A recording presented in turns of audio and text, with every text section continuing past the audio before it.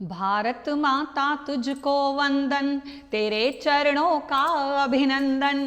तेरी महिमा क्या गाऊं मैं, तू सारे जग में है अनुपम। हाँ वो था युद्ध प्लासी का, जब गोरे भारत में आए। रौंदा भारत की मिट्टी को, जब चाहा जुल्म सितम ढाए। तब ज्वाला बनकर धधक उठी सन 57 की चिंगारी। एक वंदे मातरम की आवाज 100 अंग्रेजों पर थी भारी। माँ का सम्मान बचाने को जाने कितने घर भूल गए। कितनों ने जान गंवाई थी, कितने फांसी पर झूल गए। हिंदू मुस्लिम ने जब गाया, माई रंग दे बसंती चोला। गोरों का शासन थर्राया, सिंहासन उनका डोला। लक्ष्मीबाई तात्या टोपे, मंगल पांडे मुर्तजा खान, हो मक्खन सिंह या दुर्गा सिंह, हो शीतल सिंह जहांगीर खान। न्यौछावर करके गए जान, वो लगा दी प्राणों की बाजी। उनकी आहुति से ही तो पाई थी हमने आजादी। उन बलिदानी गलियारों से यह गूंज सदा ही है आती। दिन दूने फूले और फले, अब भारत की अग्रिम थाती। आओ जय घोष करें उनका, श्रद्धा से शीश झुकाएं। आओ जय घोष करें उनका, श्रद्धा से शीश झुकाएं। उनकी भांति मिलकर सारे फिर वंदे मातरम गाएं। उनकी भांति मिलकर सारे फिर वंदे मातरम गाएं। उनकी भांति मिलकर सारे फिर वंदे मातरम गाएं। भारत की स्वतंत्रता के इतिहास में 1857 की क्रांति ने आजाद फिजा का ताना बाना बुन दिया था। उन दिनों देश की भौगोलिक सीमाएं आज की तरह नहीं थी। देश छोटी छोटी रियासतों में बटा था। ईस्ट इंडिया कंपनी व्यापार करते करते इन रियासतों पर आधिपत्य भी जमाती जा रही थी। धीरे धीरे इन रियासतों की धन दौलत के साथ साथ अब कंपनी उनके शासन की बागडोर भी अपने हाथों में लेने लगी थी। सन 1857 की लड़ाई का जिक्र अक्सर विप्लव या गदर कहकर भी किया जाता है। 1857 का जिक्र आते ही सबसे पहले जहन में नाम आता है मेरठ का। मेरठ की छावनी से ही क्रांति की ज्वाला ने प्रचंड रूप लिया था। 1857 की क्रांति से कुछ समय पहले ही 1856 में अंग्रेजों ने अपनी एनफील्ड राइफलों में एक नए किस्म के कारतूसों का इस्तेमाल शुरू किया था। इन कारतूसों को मुंह से खोलकर उन्हें बंदूक में रखा जाता था। अब वह थी कि इन कारतूसों में गाय और सूअर की चर्बी का इस्तेमाल किया गया है। हिंदू और मुसलमान दोनों सैनिकों के लिए ही ये उनकी धार्मिक आस्था पर प्रहार करने जैसा था। इसने हिंदुस्तानी सिपाहियों के मन पर इतना गहरा आघात पहुंचाया कि भीतर ही भीतर उनके हृदयों में विद्रोह की आग सुलगने लगी। जो 1857 की क्रांति हुई है, उसमें जो कारतूसों का विषय उठकर आता है बार बार, वो तो एक तरह से एक ट्रिगर है।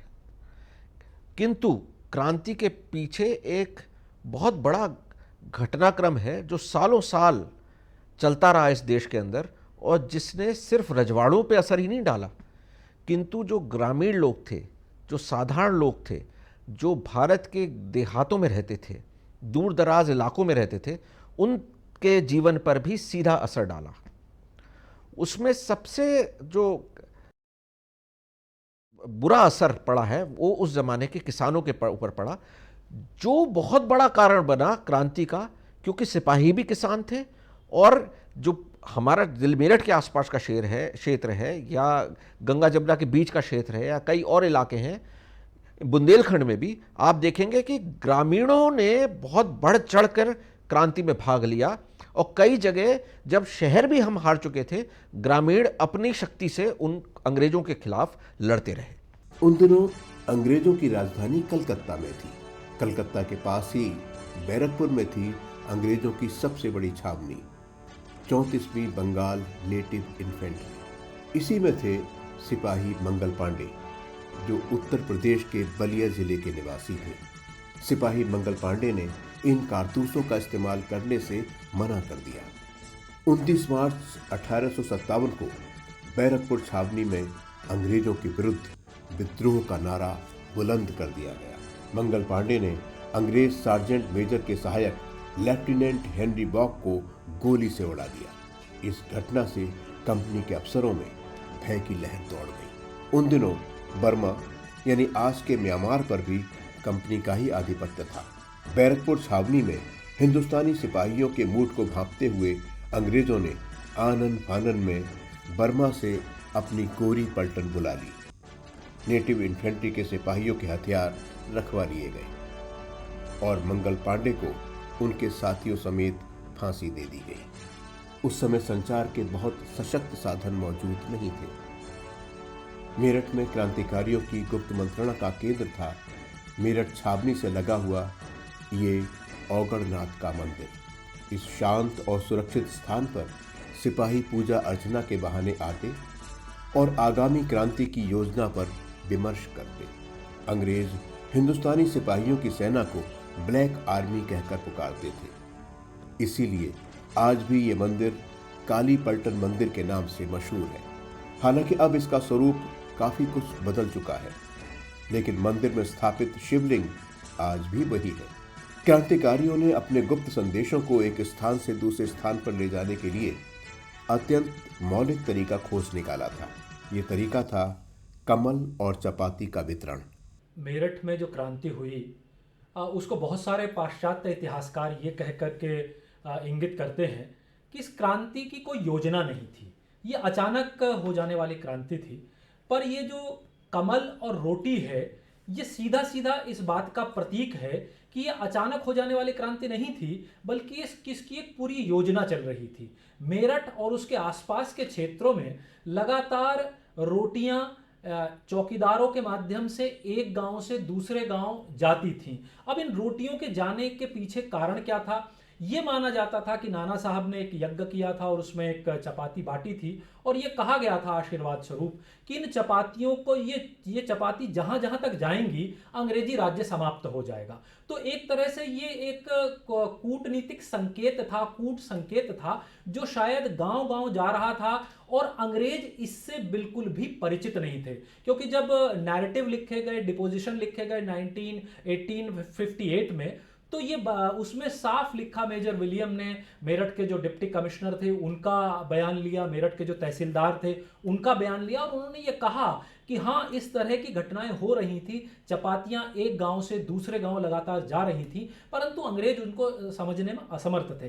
केवल ये चपातियां गांव ही नहीं जा रही थी, बल्कि जो लाइंस थी भारतीय सैनिकों की, वहां भी ये चपातियां डिस्ट्रीब्यूट की जा रही थी, एक जगह से दूसरी जगह पहुंचाई जा रही थी, जो शायद संकेत था क्रांति की तैयारी के लिए, जो संकेत था अंग्रेजी साम्राज्य की समाप्ति के लिए। ये उसका परिणाम था कि जब 10 मई 1857 को मेरठ में क्रांति प्रारंभ हुई, तो जैसे ही शाम को क्रांति प्रारंभ हुई, कुछ ही समय बाद आसपास के गांव के लोग मेरठ में आ जाते हैं। तो अगर उन्हें पहले से सूचना नहीं थी, अगर वो पहले से जागृत नहीं थे, अगर वो पहले से इसके लिए तैयार नहीं थे, तो वो कैसे मेरठ आ गए? तो उनके मेरठ आने के पीछे शायद इन चपातियों का और रोटियों का बहुत बड़ा योगदान है, जो संकेत के माध्यम से एक गांव से दूसरे गांव जा रही थी। जो संकेत था वो चपाती के साथ कमल का भी था। कमल का फूल की जो पंखुड़ियां होती हैं वो हर एक फूल में एक निश्चित संख्या होती है, तो एक सैनिकों की छावनी में जब वो फूल जाता था तो उसकी पंखुड़ियां अलग कर दी जाती थी और वापस वो एक डंठल वापस आ जाता था। तो ये पता चल जाता था कि कितने सैनिक हैं जो तैयार हैं क्रांति के लिए। इसके अलावा कमल का चूंकि एक हल्का सा लाल रंग भी होता है और जो नक्शा था उसमें भी लाल रंग से छावनियों की इंगित किया जाता था और ये कह दिया जाता था कि सारा जो क्षेत्र है वो लाल हो जाएगा, यानी लाल क्रांति का प्रतीक है, लाल रक्त का प्रतीक है। तो शायद ये भी एक प्रतीक था जो सैनिकों के मध्य उस क्रांति की ज्वाला को जागृत करने का कार्य कर रहा था। तो एक तरफ कमल और एक तरफ रोटी। लेकिन बैरकपुर की घटना ने इस आग को तय तारीख से पहले ही विस्फोट में बदल डाला। स्वतंत्र दिल्ली के लेखक डॉक्टर सैयद अतहर अब्बास रिजवी ने लिखा कि 23 अप्रैल की शाम को सैनिकों ने संकल्प कर लिया कि वे इन कारतूसों को हाथ नहीं लगाएंगे। मेरठ छावनी में जब 24 अप्रैल की सुबह नियमित परेड हुई तो 90 में से सिर्फ 5 सिपाहियों ने ही अंग्रेजों के हुक्म की तामील की और उन सब का कोर्ट मार्शल करके उन्हें 10-10 साल की कठोर सजा सुनाई गई। मेरठ की ये हाइडल कॉलोनी और विक्टोरिया पार्क जांबाज हिंदुस्तानी सिपाहियों के शौर्य का गवाह रहे हैं। 10 मई 1857 रविवार के दिन शाम 5 बजे सबसे पहले उन्होंने तुरंत अपने सभी 85 साथियों को मुक्त कराया और फिर मारो फिरंगियों को का जयघोष करते हुए दिल्ली की ओर कूच कर दिया। 10 मई को जब क्रांति मेरठ में प्रस्फुटित हो गई और सिपाही अपना असला बारूद अपने कब्जा करने में कामयाब हो गए, उसके बाद सीधा और जेल से अपने क्रांतिकारी सिपाहियों को उन्होंने छुड़ा लिया। वो सीधे दिल्ली की ओर उन्होंने कूच किया और जो पुराना मार्ग था दिल्ली जाने का, मेरठ से लेकर गाजियाबाद से फिर शाहदरा होते हुए शाहजहानाबाद, उस रास्ते पे वो लोग निकले और सुबह 7 बजे दिल्ली के दरवाजे तक वो लोग पहुंच चुके थे। दिल्ली में घुसने के लिए जो सलीमगढ़ का किला है उसके नीचे एक दरवाज़ा वहाँ के लोकल लोगों ने खोल दिया, उससे वो सीधे लाल किले के अंदर दाखिल हो गए। वहाँ उन्होंने बहादुर शाह जफ़र का आह्वान किया। वो सामने नहीं आ पाए क्योंकि उनका एक डॉगलास था अंग्रेज जो उनका इंचार्ज था सिक्योरिटी का, उसने मिलने नहीं दिया।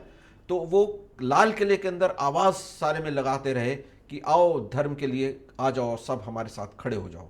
और ये कहते हुए लाल किले से बाहर निकले और जहाँ जहाँ अब उनकी आवाज़ पहुँचती रही वहाँ वहाँ दिल्ली के नागरिक उनके साथ मिलते रहे और वहाँ वहाँ जो जो अंग्रेज सत्ता के जितने भी स्वरूप था, चाहे वो इमारतें हों, चाहे वो उनके अंग्रेज अफसर हों, उन पे उन्होंने हमले आरंभ कर दिए। कहते हैं 1857 की मेरठ क्रांति से कुछ पहले एक साधु यहाँ आया था जो नज़दीक के सूरज कुंड में ठहरा था। उसने ही फिरंगियों से भारत को मुक्त कराने के लिए सैनिकों और शहरियों का आह्वान किया था। ऐसा माना जाता है कि जब क्रांतिकारी सैनिकों ने दिल्ली की ओर कूच किया तो ये साधु उनके साथ था। मेरठ में सिपाहियों द्वारा विद्रोह की खबर चारों तरफ फैल गई। कानपुर, बरेली, अवध और झांसी सब जगह कंपनी के अफसरों के खिलाफ सैनिकों ने हथियार उठा लिए और देखते ही देखते इसने व्यापक भूभाग पर जनक्रांति का रूप ले लिया। इसी जनक्रांति को भारत के प्रथम स्वतंत्रता संग्राम के रूप में जाना जाता है। फौज के सैनिकों को पुलिस का भी भरपूर सहयोग मिला। सैनिकों के साथ साथ पुलिस के सिपाहियों ने भी विद्रोह कर दिया। मेरठ की सदर कोतवाली इसका प्रमुख केंद्र बनी। एक प्रमुख योगदान जिसके बारे में कभी कोई बोलता नहीं है वो है पुलिस का योगदान।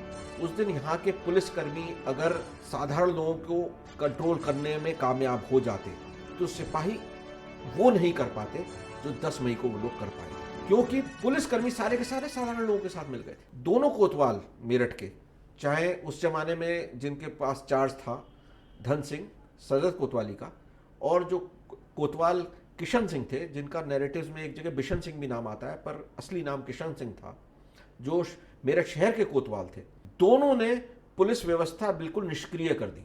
और पुलिस निष्क्रिय नहीं हुई, पुलिसकर्मी अपनी तलवारें हाथ में लेके भीड़ का नेतृत्व कर रहे थे जब भीड़ जो यहाँ अंग्रेज मौजूद थे उनके ऊपर हमले कर रही थी। भीड़ का हमला पुलिसकर्मी द्वारा कराया गया और उनके सहयोग से हुआ। उसका फायदा सिपाहियों को मिला कि इसी अफरा तफरी में वो गए, असला कब्जे में किया और दिल्ली की तरफ कूच करने में कामयाब हो गए। जो पुलिसकर्मियों का योगदान यहीं खत्म नहीं होता है। जो मेरठ शहर के कोतवाल थे किशन सिंह, वो यादव रजवाड़ा है दक्षिण हरियाणा में, नारनौल और उसके आसपास के इलाके में, जहाँ राव तुलाराम उस जमाने में उनके नेतृत्व में क्रांति लड़ी गई। ये राव तुलाराम के रिश्तेदार थे। पहले तो इन्होंने कुछ गुर्जर गांव जिन पे अंग्रेज हमला करना चाहते थे उनको बचाया, ग्रामीणों को पहले खबर कर दी थी कि अंग्रेज आने वाले, ग्रामीण अपनी जान बचाने में कामयाब रहे। उसके बाद मेरठ शहर के किले की गेट पर एक इश्तिहार लगा के जिसमें उन्होंने कहा कि इन अंग्रेज़ों पे विश्वास नहीं करना है, ये लिख के चले गए रात में ही नारनौल।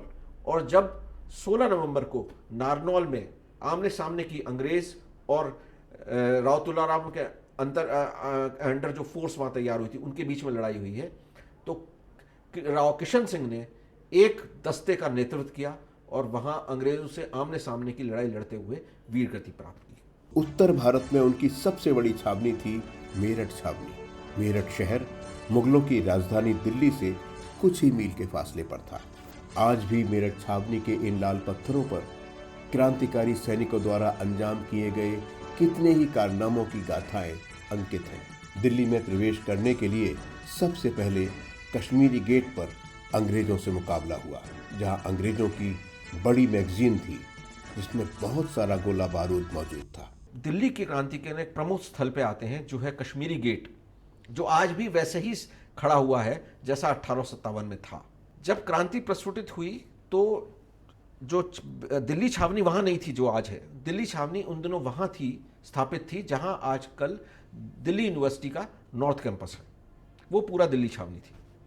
और जहां वीसी का ऑफिस है उसके सामने जो रिज है वो रिज लाइन थी पूरी पूरी, जो एक तरफ उसके सदर बाजार था और दूसरी तरफ जमुना थी।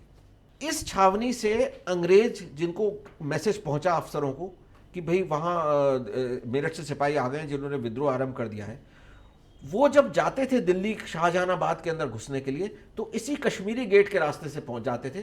तो कश्मीरी गेट को जिन क्रांतिकारी सिपाहियों ने अपने कब्जे में कर लिया था, वहां जो अंग्रेज पहुंचे 11 तारीख को सबसे ज्यादा अंग्रेजों पे हमले उसी कश्मीरी गेट पर हुए। और उसी से थोड़ी दूर पे जमुना के किनारे वो मैगजीन स्थित थी जिसके अंदर अंग्रेजों का सारा असला बारूद था। मैगजीन को कब्जा करने हिंदुस्तानी सिपाही गए। पहले तो उन्होंने अंग्रेजों से कहा कि बादशाह का हुक्म है कि अब ये मैगजीन तुम हमारे हवाले कर दो। अंग्रेजों ने उनके ऊपर गोलियां चलानी शुरू की। अंग्रेजों को लग गया कि अब हम इस मैगजीन को रोक नहीं पाएंगे और अगर ये पूरा असला बारूद भारतीय सिपाहियों के हाथ लग गया तो वो फिर इसका प्रयोग हमसे लड़ने में पूरे भारत में करेंगे। तो अंग्रेजों ने उस मैगजीन में आग लगा दी और उसमें विस्फोट में वो तो मरे ही, किंतु मैगजीन भी फट गई और असला बारूद खत्म हो गया। क्रांतिकारियों से को इससे कोई ज़्यादा लंबा चौड़ा असर नहीं पड़ा, क्योंकि उन्होंने फिर दिल्ली पे अपना कब्जा कर दिया, सारे अंग्रेजों को वहाँ से मार भगाया और दिल्ली उनका हो गया। इतिहासकार अमरीश लिखते हैं कि कश्मीरी गेट की लड़ाई ऐतिहासिक है।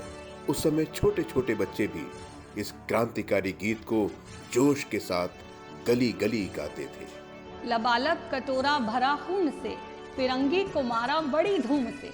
लबालब कटोरा भरा खून से, फिरंगी को मारा बड़ी धूम से। लबालब कटोरे में हल्दी पड़ी, फिरंगी के लश्कर में भग्गी पड़ी। रिसाले से बोले सुनो जनरल, रिसाले से बोले सुनो जनरल, नए कारतूसों से मारा करो। गोरे फिरंगी जो थे उनके साथ, सिपाहियों ने उनके लगाई थी लात, सिपाहियों ने उनके लगाई थी लात। 18 जुलाई 1857 तक विद्रोह की खबरें लंदन के मशहूर अखबार इलस्ट्रेटेड टाइम्स में भी छपी। इसके संपादकीय में कहा गया कि ईस्ट इंडिया कंपनी ने हिंदुस्तान की क्रांति की खबरों को जानबूझकर दबाया। अगर अंग्रेज अफसर सचेत होते तो विद्रोह को रोक सकते थे। 12 सितंबर 1858 को न्यूयॉर्क से भी इस खबर को प्रमुखता के साथ छापा गया। मेरठ क्रांति के शूरवीरों की स्मृति में बना ये शहीद स्मारक आज भी हिंदुस्तानी सिपाहियों के गौरव में विद्रोह की गवाही दे रहा है। 115 फीट ऊंचे इस स्मारक पर उन सभी सैनिकों के नाम उत्कीर्ण किए गए हैं जिन्होंने क्रांति में हिस्सा लिया था। हर साल 10 मई को इन सैनिकों के शौर्य को श्रद्धापूर्वक स्मरण किया जाता है। मेरठ को क्रांति धरा के नाम से जाना जाता है। इसकी पहचान 1857 की घटना से है, जिसकी यादों को सजाए हुए है शहीद स्मारक।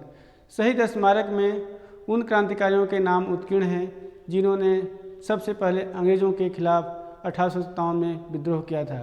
राजकीय स्वतंत्रता संग्राम संग्रहालय की वीथिका नंबर 2 में पश्चिम उत्तर प्रदेश की घटनाओं को प्रमुखता से दिखाया गया है।